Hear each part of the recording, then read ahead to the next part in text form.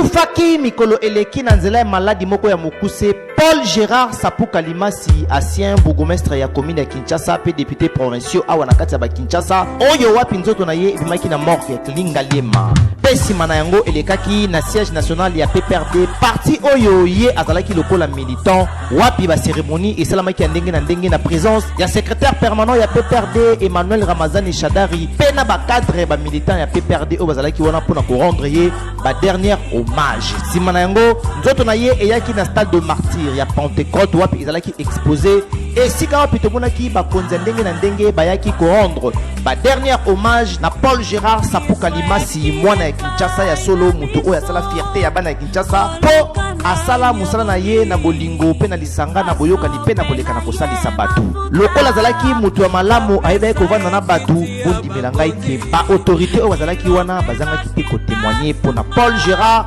Sapuka Limasi oyo wapi bana ya Kinshasa babaki ko rendre ba hommage moko mérité. Toyeko kabola mawa elengo na famille ya ministre disparu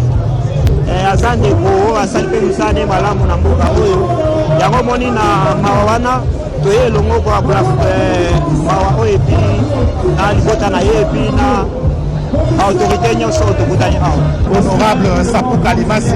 mpona biso azali lokola papa, azali lokola exemple, azali lokola frère, azali awa banso mpona kolela ye papa bamama bandeko banso ya commune ya Kinshasa tosangani mpona ntina ya kolela honorable notable monene ya commune ya Kinshasa. Nasengi banso tozala communion d'esprit na ye, tosenga na Nzambe ayamba molimo na ye na kimia. Ça fait des années oyo toyebani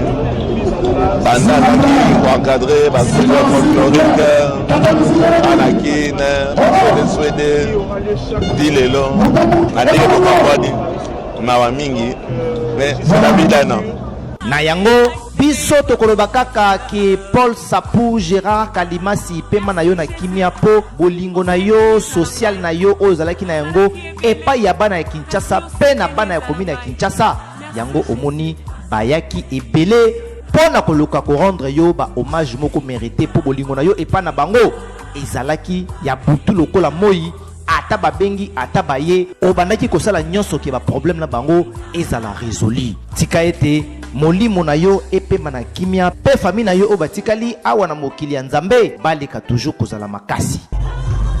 Les députés nationaux vont